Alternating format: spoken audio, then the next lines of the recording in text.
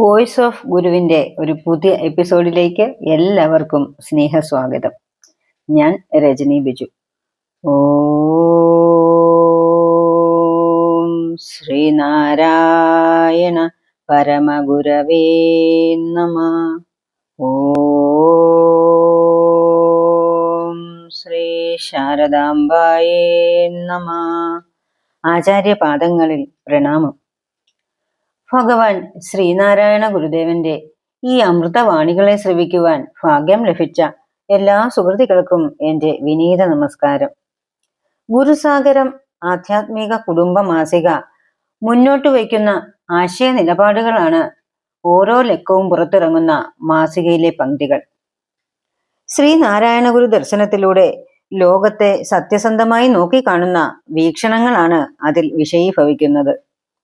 ഗുരുവിന്റെ മാർഗത്തിൽ നിലയുറപ്പിച്ചുകൊണ്ട് നടത്തുന്ന അഭിപ്രായ പ്രകടനങ്ങളാണ് ഗുരുസാഗരം മാസികയിലെ ഓരോ പങ്ക്തികളും. അഗാധവും തീവ്രവും ശാന്തവും ലളിതവും ദീപ്തവും സുതാര്യവുമായ ഗുരുസാഗരത്തിലെ ഓരോ പങ്ക്തികളും ശ്രദ്ധയോടെ വായിച്ചു തീരുമ്പോൾ നാം ഗുരുദർശനത്തിന്റെ ആഴങ്ങൾ അറിയുന്നു. കൂടാതെ ഗുരുദർശനം നമ്മുടെ രക്തത്തിൽ ആധ്യാത്മിക സംസ്കാരമായി മാറുന്നു. അങ്ങനെ ഗുരുവിന്റെ അക്ഷയമായ കാരുണ്യവും അപാരമായ സ്നേഹവും നമ്മുടെ ഹൃദയങ്ങളിലേക്ക് ഒഴുകിയെത്തുന്നു. അങ്ങനെയുള്ള ഗുരുസാഗരം ആധ്യാത്മിക കുടുംബ മാസികയിലെ പങ്ക്തികളെ പരിചയപ്പെടുത്തുകയാണ് വോയിസ് ഓഫ് ഗുരു എന്ന ഈ ചാനൽ. ഇത് നിങ്ങൾക്ക് ഇഷ്ടമാവുന്നു എന്ന് അറിയുന്നതിൽ സന്തോഷമുണ്ട്. തുടർന്നും ഞങ്ങളെ സപ്പോർട്ട് ചെയ്യുക. ഇനി ഇന്നത്തെ വായനയുടെ വിഷയം എന്താണെന്ന് നോക്കാം. 2026 മാർച്ച് ലക്കം ഗുരുസാഗരം മാസികയിലെ സച്ചിന്ത എന്ന പങ്ക്തിയാണ് ഇന്നിവിടെ വായിക്കുവാൻ പോകുന്നത്. ആചാര്യനോടുള്ള വായനക്കാരുടെ ചോദ്യവും അതിന് ആചാര്യൻ നൽകുന്ന മറുപടിയുമാണ് ഇവിടെ വിഷയീഭവിക്കുന്നത്. മനസ്സ് ശുദ്ധമാക്കുന്ന മാർഗങ്ങൾ. ചോദ്യം: എല്ലാ ആത്മീയ ഗ്രന്ഥങ്ങളും മനസ്സിന്റെ ശുദ്ധി ഒരവശ്യ ഘടകമായി പറയുന്നുണ്ട്. എങ്ങനെയാണ് മനസ്സ് എല്ലായ്പ്പോഴും ശുദ്ധമാക്കി വയ്ക്കുക? അത് സാധ്യമായ കാര്യമാണോ? സ്വാർത്ഥതയും അഹന്തയും വെടിഞ്ഞാൽ അത് സാധിക്കും എന്നാവും ഉത്തരം പറയാൻ പോകുന്നത്. അതൊക്കെ വെടിയുന്നത് വെറുതെ പറയാമെന്നല്ലാതെ പ്രായോഗികമാണോ? ഇനി ഇതിന്റെ ഉത്തരം എന്താണെന്ന് നോക്കാം. പേടിക്കേണ്ട, അഹന്തയും സ്വാർത്ഥതയും വെടിയണം എന്നൊന്നും പറഞ്ഞ് വെറുപ്പിക്കാതെ ഈ പ്രശ്നത്തിന് ഉത്തരം തരാം.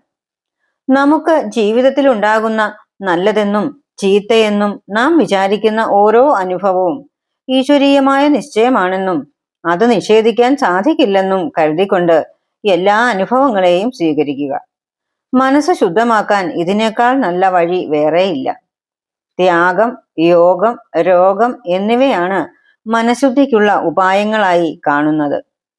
ത്യാഗബുദ്ധി വന്നാൽ മനസ്സ് ശുദ്ധ ചിന്തകൾ കൊണ്ട് നിറയും.